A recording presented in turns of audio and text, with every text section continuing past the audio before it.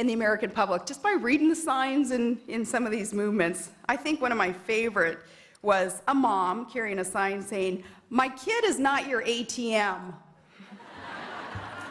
I do like that billboard too, though. That billboard that the college kids have up that was just recently unveiled that says, "Mr. President, I need a frickin' job, period." That was a good one there in Buffalo. And, oh, of course, I always like seeing, though, too, the sign of the billboard, George Bush saying, "Miss me yet?" I love that one. We do.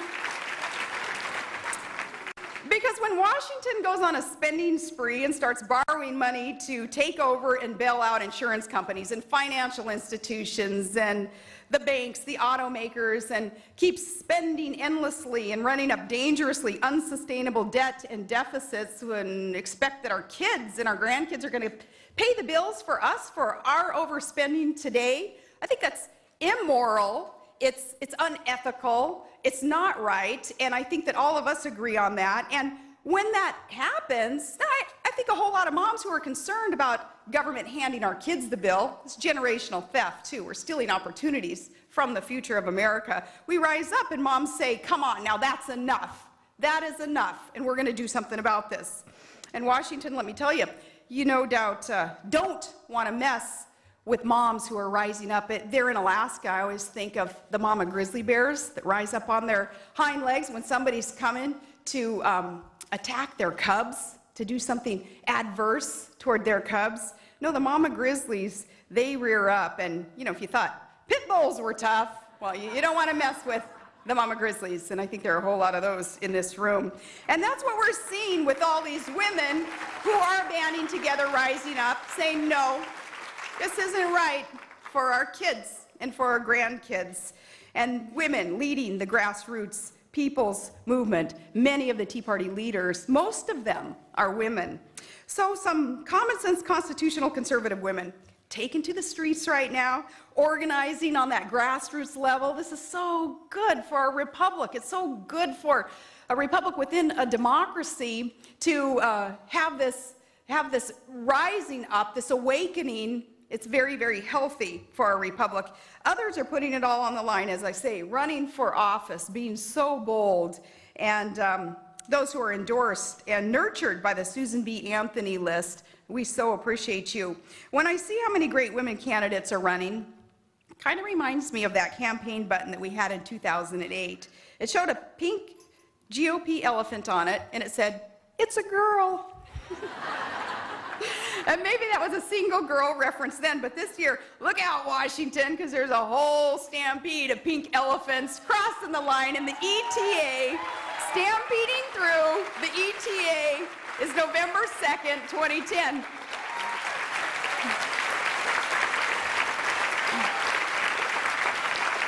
A lot of women coming together to take this country back. Organizations like the Susan B. Anthony list are leading the charge, too, thankfully.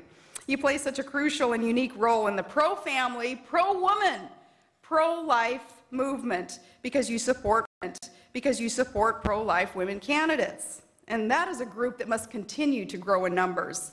You sponsor candidates who will not vote present on those issues of life. And your support for the culture of life, you know that it's not above anybody's pay grade.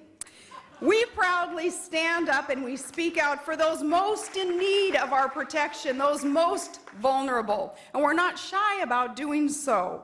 And being a pro-life politician is more than just a convenient title come election time. It means making tough decisions, even if that means bucking your party once in a while on these issues of life, even if it means standing up against that machine that's running a party. The Susan B. Anthony list was front and center during the Obamacare debate, and we were also grateful for your leadership in fighting that public funding that was in the bill during the Obamacare debate. We were saddened to see so many so-called pro-life Democrats cave on the issue, though. But we're not discouraged. Far from being discouraged, we need to be energized. We need to be really fired up and not be demoralized, but get organized.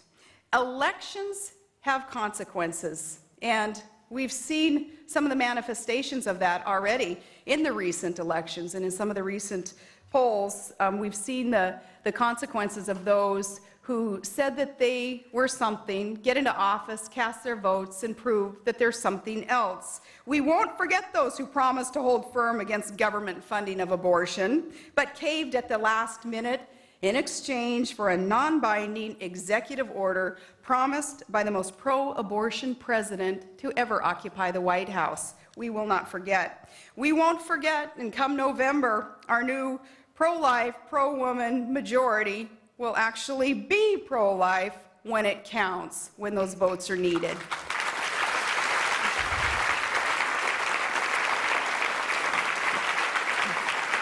But your work is more than just candidates, SBA.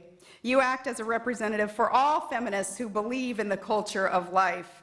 Organizations like the Susan B. Anthony List are returning the women's movement back to its original roots, back to what it was all about in the beginning. You remind us that the earliest leaders of the women's rights movements, they were pro-life.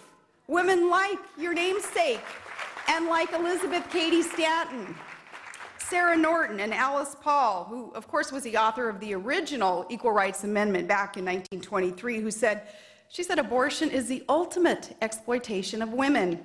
Today, polling shows that more young women agree with these feminist foremothers than ever before and believe in that culture of life, empowering women by offering them a real choice. In fact, a Gallup poll showed recently that for the first time in 14 years, there are more Americans proudly proclaiming themselves as pro-life, understanding the sanctity of life and the need for a culture of life than ever before. The majority of Americans, and that's a huge victory.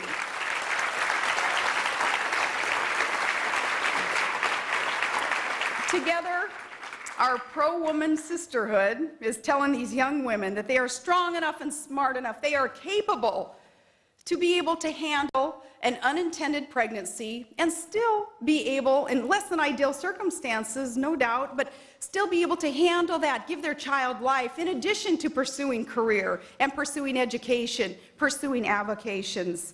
Though society wants to tell these young women otherwise, even these feminist groups want to try to tell women, send this message that, no, you're not capable of doing both. You can't give your child life and still pursue career or education. You're not strong enough, you're not capable. So that's very, very hypocritical of some of those pro-life groups, pro-women rights groups out there who would claim such a thing. And that's as opposed, again, to Susan B. Anthony List, other pro-life women groups who are saying, no, women, you are strong enough, you are capable of doing this. And if motherhood isn't an option, raising that child after you allow it life, well then adoption is a beautiful choice, and we need to pursue more opportunity in that arena. So, even in less than ideal circumstances, these pro-life groups are empowering women, letting them understand that, yeah, there's going to be some help and some support and resources out there for you in order to give your child life. And I understand those challenges in less than ideal circumstances. I've been there. I had never ordered up, planned on being the mom of a son with special needs. I thought, oh, God will never give me something that I can't handle. And when I found out at about 12 weeks along through an ultrasound that my baby would be born with Down syndrome, I thought immediately, okay, God, remember you promised us you will never give us anything that we can't handle. I don't think I can handle this. This wasn't part of my life's plan. I had no idea how I was going to handle the situation in raising a special needs child as a very busy governor, busy with 4 other kids, husband away quite often commercial fishing and up on the North Slope in the oil fields working there, and just, the circumstances, not knowing if my heart was ready, not knowing if I was patient and nurturing enough. My sister has a child with autism, and we've always said, see, God knew what he was doing. The autistic child would be for Heather, my sister Heather, because she is the more nurturing one. She'd be able to handle this. But when Trig was born then, I understood then that, no, God does know what he's doing. And what seemed like what would be such a challenge